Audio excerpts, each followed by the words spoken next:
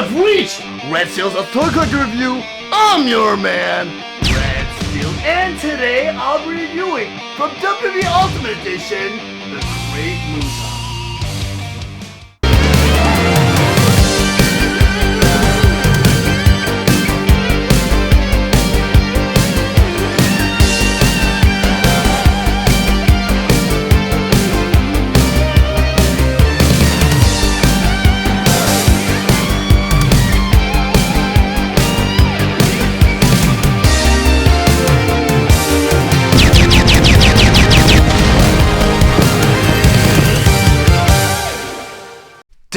WWE Ultimate Edition, the Great Muta. But before I get to the actual review, I want to go over some of the excellent details on this packaging up front here. We want to show you what the figure and all its accessories inside. The top here says the Great Muta. In the corner here you have an 8+, which is an age requirement for this figure.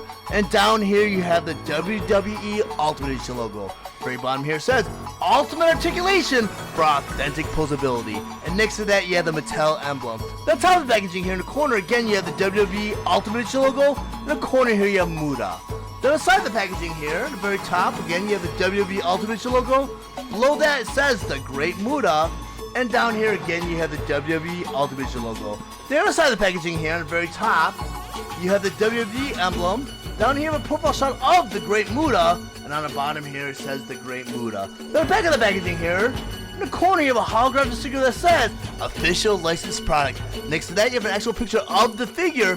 Then across the middle you have a red banner with both the WWE Ultimate Edition logo and the Great Muta. And on the bottom here you have an actual picture of the Great Muta in action. Then on the side here you have a makeshift profile that says the Great Muta is 6 feet 2 inches tall. He hails from the land of the rising sun. His finisher is the moonsault.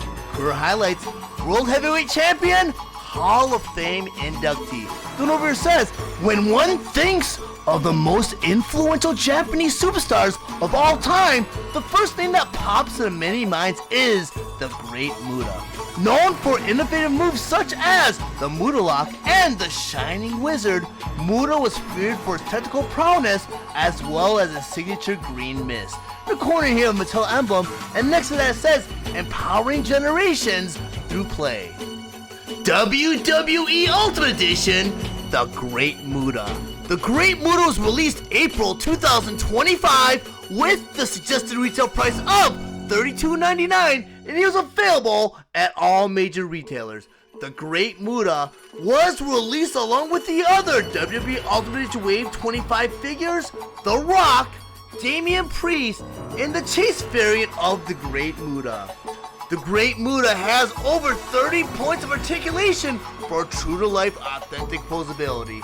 His accessories include his jacket, mask, mist effect, 2 swappable heads, and 4 interchangeable hands. The Great Muta stands 6 inches tall, and he is meant for fans ages 8 and up. Now that I have the Great Muta on my display table, let's go over some of his play features and accessories. First, I talk about his interchangeable hands. And he comes with 4 of these interchangeable hands. And the first 2 I have here are his right hands. And I know that are his right hands because the Great Muta had a tendency of taping his right index, middle, and ring finger. The first hand I have here is a hand where he has 2 fingers pointed up. The second hand here, he has 2 fingers pointing up, but he has 2 of them semi-pointing down. The next 2 hands I know are his left hands because they have no finger tape on them whatsoever. The first hand here is like an open palm. The second hand here, he's kind of pointing at his opponent.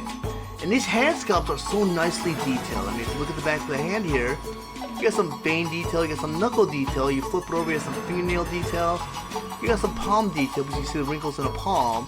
You have the creases in the back of the fingers. Very, very nicely done. For order interchange, the Great Muta's interchangeable hands, you take the hand, you pop it from the wrist, just like that, because at the end of the wrist here you have a porthole. Or at the end of the fist you have a tapered peg.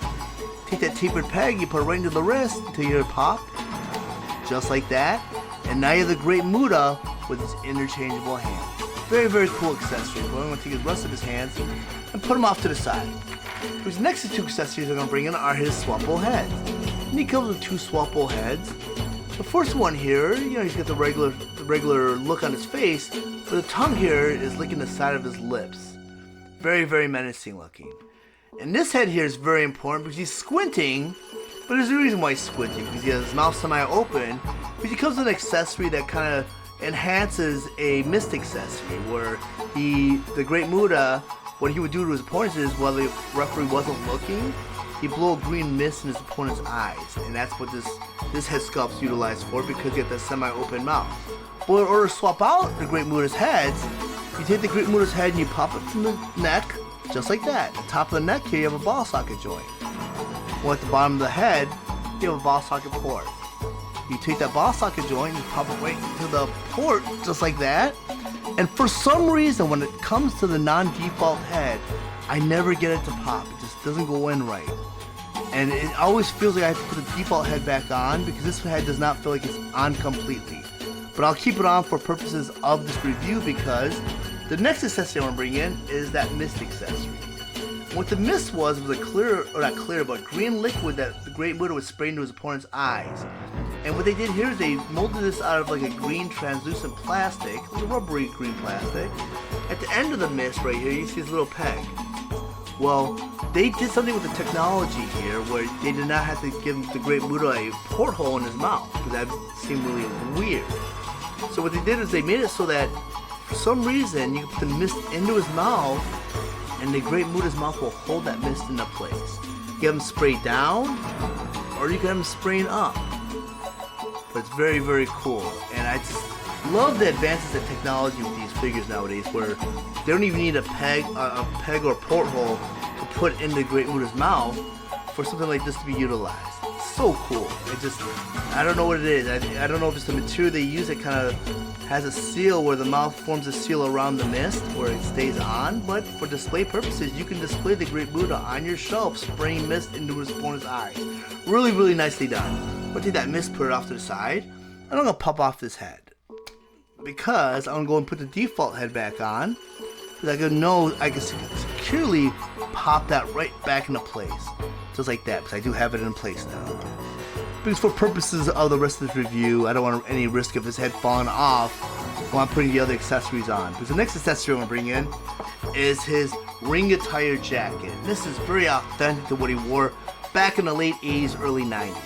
I mean, I love the Mattel with their soft goods. Mattel, they're the masters. They should be, because they've been doing this for a very long time. I mean, starting with Barbies, they've been doing clothes. But I mean, with these wrestling figures, they've nailed it, because a lot of other action figure companies, when it comes to soft goods, and soft goods, anything that's clothing wise or cloth wise that comes with the action figures, it's very thick material usually. Like when you look at a lot of the old Star Wars figures where they dig in the capes or the trench coats, they're very thick and it's like a huge fur jacket or a fleece. Well, Mattel uses a sheer material where the material kind of conforms to the body. I love the fact that they did the lapel here of a separate red material, and the cufflinks right here, same thing. They kind of made it out of the material, and same for the belt right here. The symbol right here, I don't know if it was screen print or just painted on or heat pressed on, but that's another nice touch. But in order to put this jacket on the Great Muta, you do it as you would any other jacket. With all the points of articulation, it should be fairly easy, especially with the butterfly joints and ball socket joints. You should easily be able to fit these arms into the sleeves, just like that. And since it is a martial arts gi, what I'm going to do is I'm going to take this inner flap, pull it in, take this outer flap, and wrap it around. Get this belt right here. I'm going to pull this belt in because you have the Velcro on the top here. Get this other belt, you want to pull that on top, and just have the Velcro match, because it's supposed to simulate a martial arts belt holding the gi together. And now you have the Great Muta with this ring entrance attire jacket. Very, very nicely done. So the final accessory I want to bring in is his mask. And this is the mask he wore to the ring as part of his ring entrance attire. Put this mask on, you just put this whole mask on top of his head. You want to make sure that these two flaps right here go around the back and these two go in the front. You don't want to get caught into the jacket. And now you have the Great Muta in his full ring entrance attire. Very, very cool looking. I mean, let me go and rotate him on, see if we can come on angle. Very menacing looking. I kind of wish they went a different route with the mask, but I mean, it's still cool nonetheless. I kind of wish they went maybe with a cloth or something, so it kind of conforms to the body a little bit more. So it does seem pretty big. But I mean, if you have him displayed like this on your shelf, he looks really menacing anyways. And this does kind of flow with the pants, you know, and that's not cloth at all. That's actually a molded plastic. So I mean, it does work. It's a very cool figure. But I want to go ahead and take the ring attire off because I want to go and talk about the figure itself. And this figure, compared to other WWE Ultimate Edition figures, he's fairly small, and he's very specific to a timeline. Because back in when Great Muta debuted in 1989 in WCW, he was much leaner and very, very athletic. So he sported a very much smaller look. So when he came back in the mid to late 90s, he bulked up a little bit. So he was a whole different Muta. So I'm kind of glad. This is my Muta. This is my favorite era of Muta, where he came in. I think he debuted March of '89. He had that different look to him. He had a different appeal, and he's a different style of wrestling. And that's where I kind of got pulled into the Japanese wrestling, because I didn't know that existed until the Great Muta came over here. And then I found out there's a whole new world of New Japan and All Japan. But the Great Muta, he kind of, for me, was a game changer in the wrestling industry, but he was not as big, or he came to the land of the giants, because a lot of those wrestlers back then were huge, and I'm glad they didn't go that route with this figure. They made him much smaller than what you would get from other Ultimate Edition figures. I think it's kind of funny how they even just painted the hair on his chest. I don't really recall him having that. Maybe early in his career he still had the chest hair, but later on he ended up not having chest hair. He ended up getting tanned, and he ended up getting pretty jacked at one point in time. He put on a lot of bulk. But I'm glad that this version of Muta came out, because I think if the NWO Muta ever came out, they would have to make a whole different figure, because even with the hair, his hair was a little bit different. It was thinning. His paint was different. His body was way different. He was much bigger. Even his ring attire, he wore Karate Gi pants, but they were much more stylized. But this Great Muta is fantastic. Lots of points of articulation. Even at this scaling, he's got the butterfly joints. He's got the shoulder right here. He's got the bicep, the double jointed elbow, the wrist, the double jointed knee. You got the thigh. You got the hip. You got the waist. You have the midsection right here. You have the ball socket joint for the head. You have ankle. You have toe. It's just a lot of points of articulation. You could almost pose them in any dynamic pose you want. I mean, Muta has some cool trademark poses, and you can pull it off with the different interchangeable hands, just different accessories that come with this figure. But the Great Muta is a great figure. I am going to try getting my hands on the Chase edition of that figure, because that face paint style that he used for the black and white Chase figure is more the face paint style that he went with throughout the later part of his career, until he went to the mask gimmick that he used for the last half of his career. But when he was doing the face painted gimmick, where he was this version of Muta, he had that face paint style where he painted around the eyes and painted a couple symbols on the cheeks, and that's kind of the symbol he went with the majority of his career in New Japan and WCW, and that's what they utilized for the Chase figure. Because I think if they do release that NWO or late 90s figure, it's going to be a whole different figure. But if you guys found any of the information in this review valuable, please like and share this video. Also, if you really enjoy my content, please subscribe to my channel, and while you're there, click the bell to be notified of any future videos. I want to thank you guys for watching Steele's Toy Collector Review. I'll check you guys out next time.